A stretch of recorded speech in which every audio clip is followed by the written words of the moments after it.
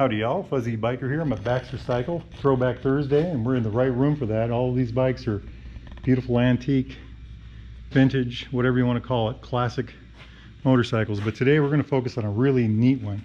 This is a 1971 Rocket III, model A75V.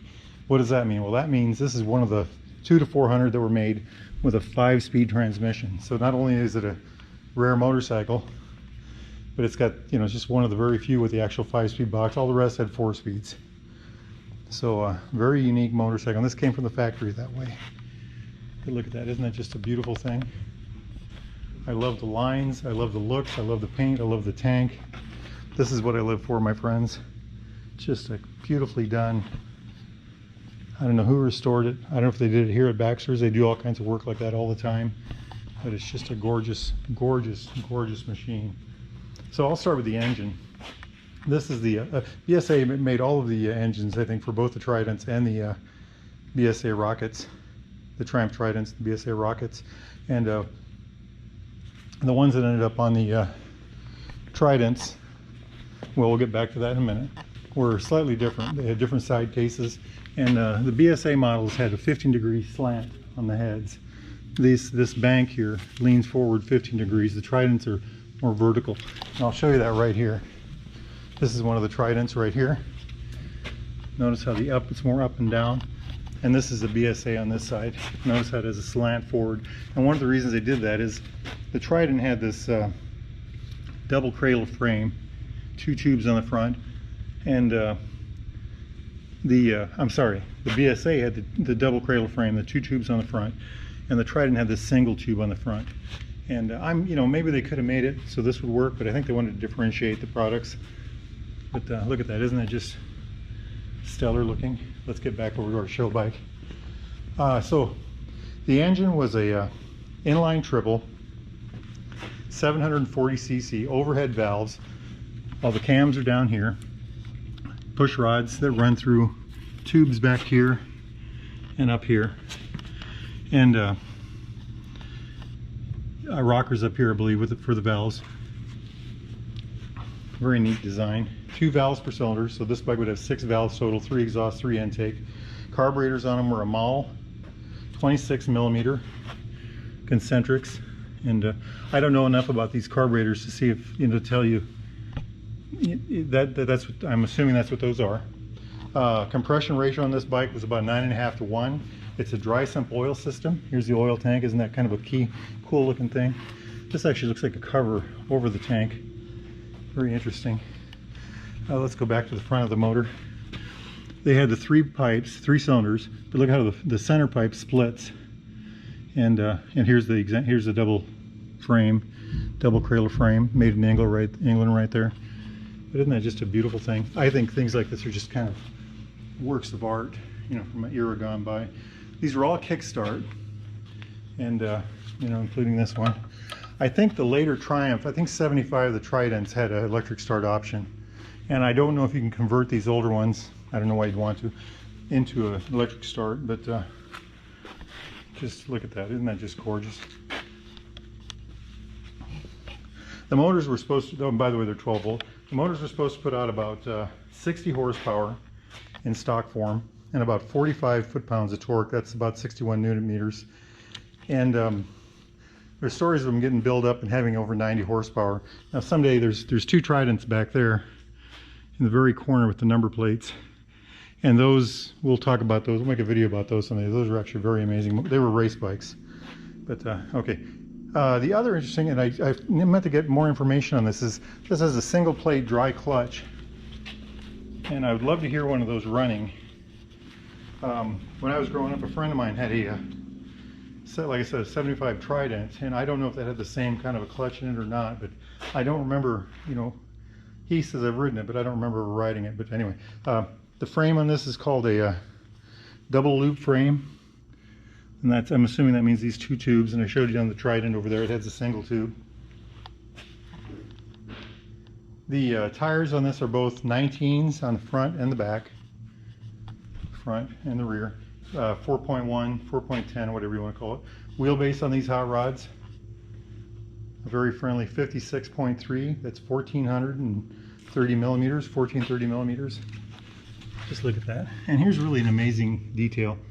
The ground clearance on this thing, it's got a lot of ground clearance. 7 inches. 7 inches of ground clearance. That's 178 millimeters. I mean, isn't that just a phenomenal amount of...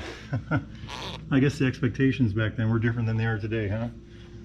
I was looking at a motorcycle yesterday that had 3.5 inches of ground clearance stock. This motorcycle weighed 400, is supposed to weigh about 498 pounds. That's 226 kilograms. It's supposed to have a 5-gallon gas tank, and I don't know if I believe that. Maybe that was a different model, because the specs, this does not look like a 5-gallon tank, but that would be roughly 19 liters. And here's the really cool part, and this I do believe. Top speed was supposed to be about 115 miles an hour. The 0-60 to 5.3 seconds. I don't know about the 0-60 time, but my friend growing up, his Trident would go at least 115 miles an hour. I had a little Japanese motorcycle that would go about 130, and he would get in my draft and actually be able to keep up with me. So they do got some juice. And these were made actually to compete with the Honda, like Honda 750s and things like that. And the story goes that the Trident versions of these, and of course these having the same engine, would take the Honda 4-cylinder 750s in the top end. The Honda would take these in the lower end, but these would take the Hondas in the top end. That's a pretty good story. I don't know if it's true or not. I have no reason to doubt it, though.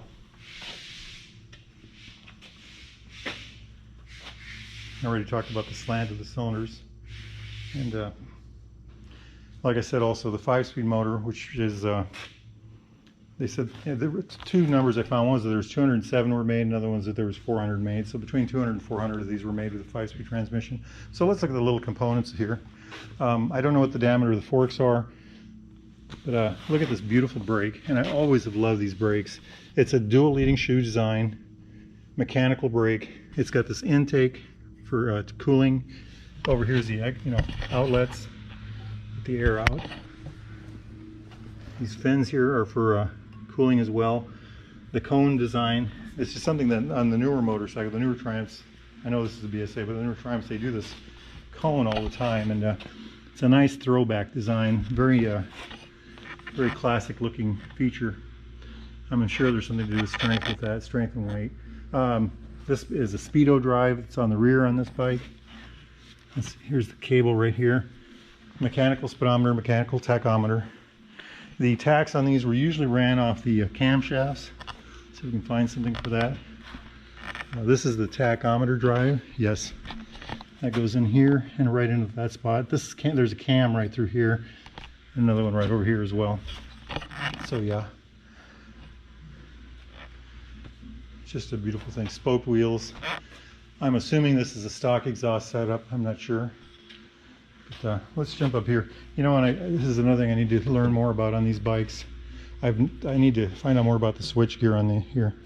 But tachometer, no indicated red line. Speedometer. The headlights, back in those days you could turn your headlights on and off. You didn't have to have one running. It looks like a neutral light, a blinker light maybe, and maybe an oil pressure light. Mechanical clutch, of course, mechanical brake, handbrake.